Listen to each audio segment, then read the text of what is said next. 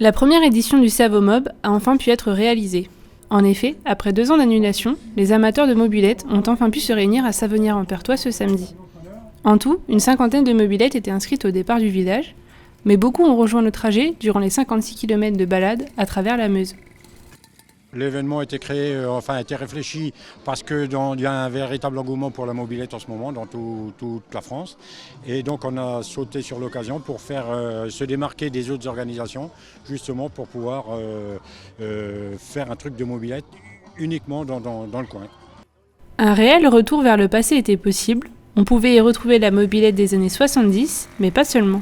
On retrouve des mobilettes des années, on va dire fin 50, 60, 70 jusqu'à 80.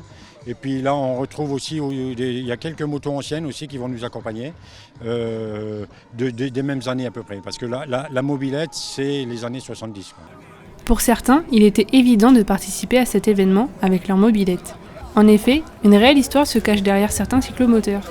La mobilette, vous savez, je l'ai achetée en 1978 à Chamouillet dans la Haute-Marne, pas loin d'ici. Et j'ai travaillé 20 ans avec à Couzance-les-Forges. J'ai acheté une mobilette il y a 2 ans, parce que c'était prévu il y a 2 ans. Et j'ai donc acheté la mobilette uniquement pour cet événement. Et là je vais l'utiliser pour l'événement et après je dormais. Garder l'esprit vintage pouvait parfois être compliqué, surtout pour les mobylettes d'époque. Alors, certains ont espéré pouvoir finir la balade sans problème mécanique. Pas gagner. On va essayer. Ouais. On va essayer déjà de faire les 56 bornes, si on y arrive. Avec nos pneus un petit peu d'époque. Tout craqué. Durant la promenade, les participants ont pu avoir la surprise de participer à une visite de la carrière de Rainval. La journée s'est achevée par 3 concerts. Des groupes celtiques et rock étaient attendus pour clôturer cette première édition du Savomob.